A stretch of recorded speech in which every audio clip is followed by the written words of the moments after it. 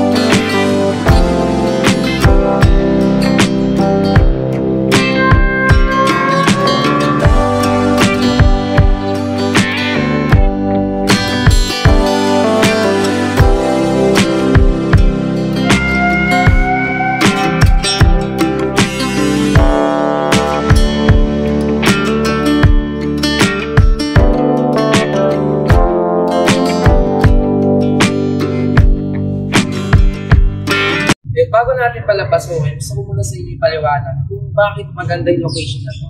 Kasi dito, sa Park Place, ay meron na tayong amenities. No? Meron tayong clubhouse, swimming pool, basketball court, at tennis court. At alam nyo ba na itong location na to ay sobrang convenient kasi alam naman natin na itong Imus, no? Itong The Park Place, Imus, Cavite ay malapit dito yung SNR, City Mall, Imus Doctor Hospital, meron din dito yung mga malapit na school, no? Tulad ng International British Academy, Jonida Christian School, meron din dito yung Elizabeth Seton School, at lalong-lalo na malapit dito sa De La Salle Hotel dyan sa may Vermosa. So malapit dito sa lahat, no? At along Aguinaldo Highway lang. So tara, ano pang hinihintay natin? Tingnan na natin yung ganda ng loob nitong bahay na to. Tara, let's go! Bago tayo pumasok sa loob, dito muna tayo makikita nyo dito sa ating harapan. Pagpasok ng entrance, no? Meron tayo dito mini pocket garden. Magandang nakatanim na. Ayan. And dito sa aking kanan, dito ngayon yung kanyang dalawang space for carport, no? Car garage. Kasi dito dalawang SUV. Pwede rin yung SUV sa sedan. Kung po naman yung car mo, pwede ka naman mag-park sa labas. Dito po sa aking kaliwa, ito yung papuntang service area. Tara natin. Ito, mapapansin nyo ito, nakapivot sa pati ating garahe. At alam nyo ba, dito sa aking kanan, ayan, another pocket, mini garden. Pwede dyan, ilagay ka dyan ng halaman. Dito, dahil syempre may mga sasakyan tayo, may mga gamit tayo. So ito yung kanyang storage, na kung saan ay sobrang lawak ng loob. Yan, marami tayong may lalagay ng mga gamit. Yan. Punta natin ngayon yung likod kung saan na yan, doon yung kanyang service area. At sa kabilang side, doon yung kanyang lanay. May naka-install tayo dito na gripo. And dito, makita nyo na meron tayong naka-install na water tank na 700 liters ang kasya. Alam naman natin na minsan nawawalan ng water, di natin masabi. Pero at least, diba, sila hindi na mawawalan. Ayan. Ito yung kanyang service area. So dito, no, dito nakalagay yung, ilalagay yung water pump. Ayan. Ito yung kanyang service area. O pwede isang laundry area. Pwede nyo rin gawing extension ng dirty kitchen para kung ayaw nyo na magluto sa loob. Kasi itong setback na, no? Pero kapasin mo. Sobrang laki. So dito, propose yung ating washing. Ayan. And dito naman sa aking harapan, ito yung papuntang lanay area. Galing ka ng kitchen, galing ka ng living area, galing ka ng dining area. So dito meron tayo dito. Daan papunta doon sa loob. Ito yung kanyang lanay. So naka-tables na siya. Diba ang ganda? Ayan, so makita nyo ang taas ng kanyang ceiling.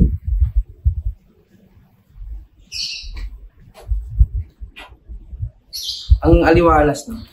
Yun, so natapos na tayo dito sa service area. So doon na tayo ngayon sa harapan. Pasukin natin yung kanyang loob ng bahay. At makita natin kung gaano kaganda. Diba nice? So mapapansin natin, yung main door pa lang na ginamit natin dito is a solid wood. Talagang masasabi natin na grabe ang tibay, ang ganda. Ayan, so dito ngayon yung kanyang living area. Nice. Ang taas ng ceiling nga, no? Ito yung kanyang living area. So dito, meron na tayong propose dito na cable sa para sa TV. And ito yung kanyang sliding window. Nice. Meron siyang mga-install na pang-mosquito, ang insect, no? Para hindi makapasok. Ayan. Sliding po siya. Ayan. And then dito sa aking kanan, meron pa siyang another window here para dito sa aking lanay na makikita natin dito yung lanay. Ayan. And ginamit natin na tiles dito sa ground floor ay 60 by 60 na important daw yung tiles na ginamit natin dito. Ayan, granite o porcelain material. I think porcelain na natin dito ginamit. So ito naman yung kanyang counter. Ginamit dito is granite na kulay gray. Eh, meron tayong mga naka-install na rin ng mga hanging cabinet. Modular ang cabinet. Ito sa baba. Ayan. Ito guys, ang ganda, sliding yung kanyang pinto.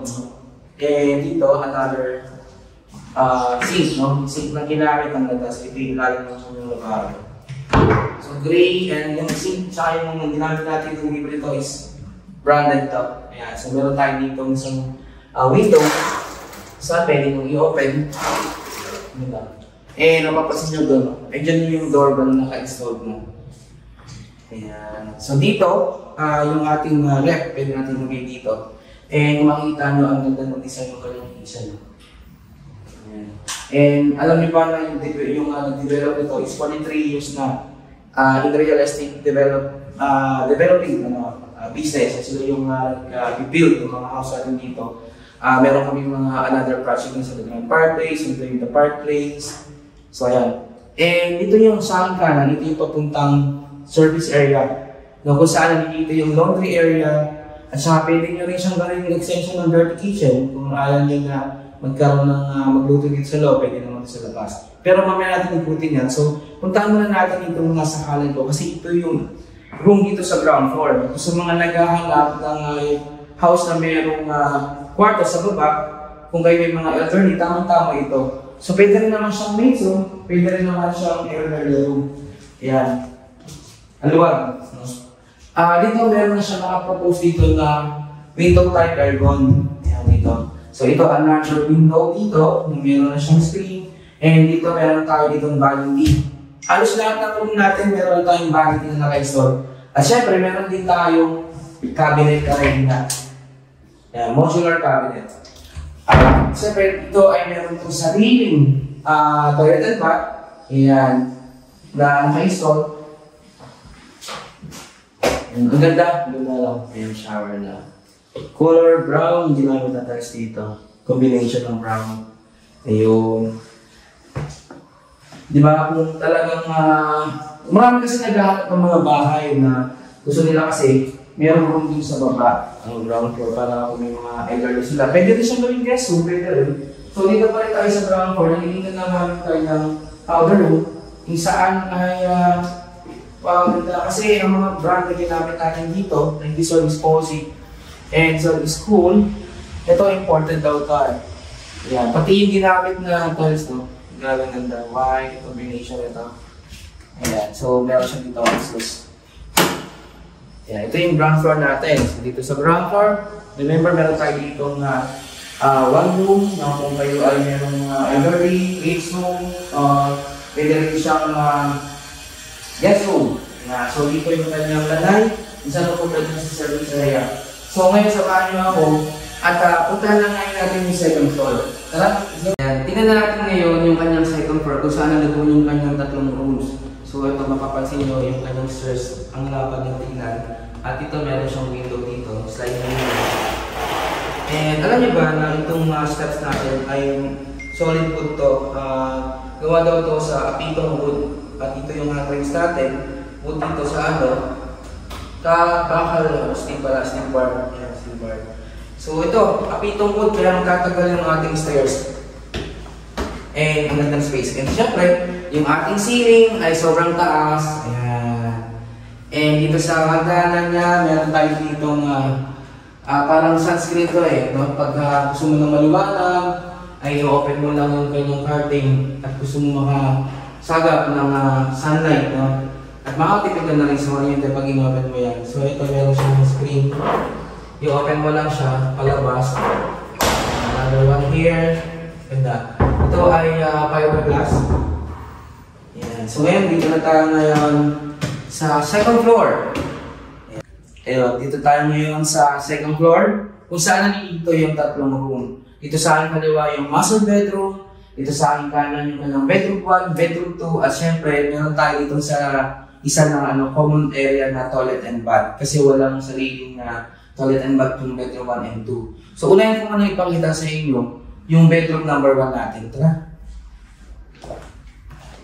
Ayan. Ito yung bedroom number 1. Yung ginamit natin na door is wooden.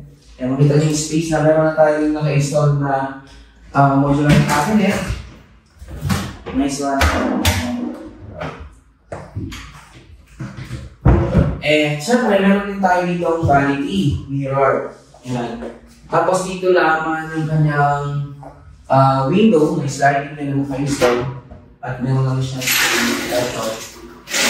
Dito, ready na rin yung ating keyboard dito. Tapos itin sasakan kasi kung gusto mo maglagay dito ng table or console para sa iyong TV.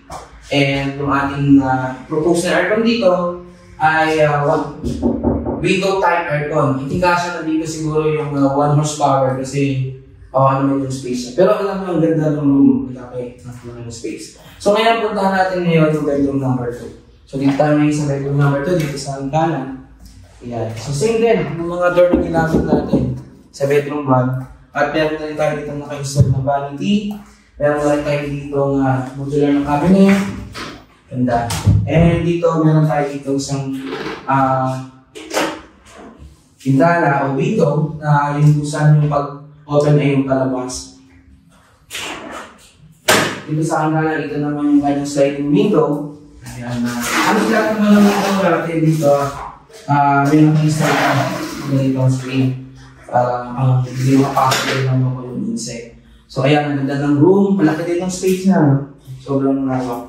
And dito naman yung kanyang proposed na aircon, window type din, kasi nakaabang na yung saksakan dito. Eh mapapasin nyo lang ang taas ng ceiling.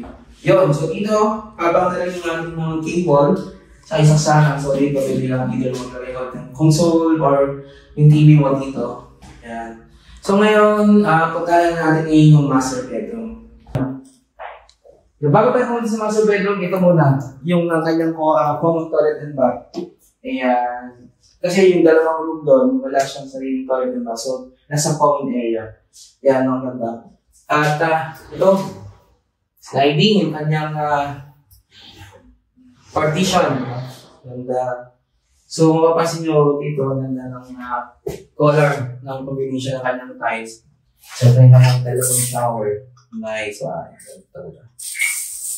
Puro mga branded na ginagamit natin dito sa bahay na ito. Kaya dito kasi makita nyo ito. Stainless pa. Ayan. Cozy and cool. Diba ganda? Ayan. So, punta na tayo ngayon doon sa master bedroom natin. So, ito yung master bedroom natin. Ayan. Ito ngayon yung kanyang window pa rin. Yung door. Yung ginamit na door dito is wood pa rin. So dito yung master bedroom na may naka-solar panel yung mga bedroom. Meron na rin tayong vanity. Ayan, ito ngayon yung dito, naka-propose yung kanyang console or yung kanyang TV dito kasi dyan rin yung mga kapang niya ng table. Ayan, and then ang ganda, no? So dito sa room, so bago natin pumasok dito sa kanyang balat ng bag, ito muna yung kanyang window. Ayan. Tapos another 2 na window doon, tapos ito naman yung kanyang vanity doon kanyang closet. Okay, so tingnan natin ngayon yung kanyang bathroom. Tulad ng bathroom dito sa master bedroom. I'm sure maamis nyo kasi sobrang maliit na. Ayan, yung ginamit natin sa is gray, white gray. And ito, meron siyang bathtub. Iwanan kayo sa bantaya kasi ito yung dalawang bintana dito na parang exhaust. So, ito, yung ginamit natin ng brand dito ay galing pa ito na important to. Ito, Cool, Phoenix, ganda. May nakisal na siya dito mirror. And ito yung kanilang enclosure shower. Pansin nyo guys, ang ganda. Ayan. Ito po ay glass. Okay. So, ito, yung tiles na ginamit natin dito, isa sa hangin. Ay, sa ganda, may pagod. Kung ayaw mo ng bathtub, pwede naman siyang tanggalin kasi yung washer ay nandito lang naman din sa drainage na. Diba ang ganda? Yung full details nitong house na to, ito ay mayroong 3 bedrooms, 3 toilet and bath, meron tayong powder room, meron din tayong lease room, o pwede rin siyang elderly room, no? At meron itong 2-car garage o 2-car court. Ito po ay may sumat na lot area na 165 square meter. Meron din itong floor area na 207 square meter. At alam nyo ba, ang price po nito ay 11.7 million. So, in terms of payment nito, 100,000 ang kanyang reservation fee. Ang kanyang down payment ay 20%. 20%, no? Pwede siguro natin i-request na siguro na 3 months possible naman. Basta pa-approve lang natin. And yung 80% na total contract price balance ay bank financing. No? Kaya medyo magaan. Doon sa mga details ng sample application, pwede naman yung kami i-request. Okay, lalagyan namin na sa description below. So, di ba sobrang ganda ng bahay? Kaya kung kayo interesado dito sa bahay, pwede nyo kami tawagan. Ganun din nyo kami contact number sa baba. Ayan. And kung bago pa pala sa aming channel, huwag niyong kalimutang mag-like, mag-subscribe, and i-share na rin nyo yung aming mga video. And don't forget, pa-click na rin ang notification bell para lagi kayong updated sa mga gagawin namin mga household video. So, by the way, my name is James De La Rosa from Ace Real Estate Marketing. Nagsasabing thank you so much sa inyong pagsama sa amin sa pag-house na to. See you on my next video. Bye!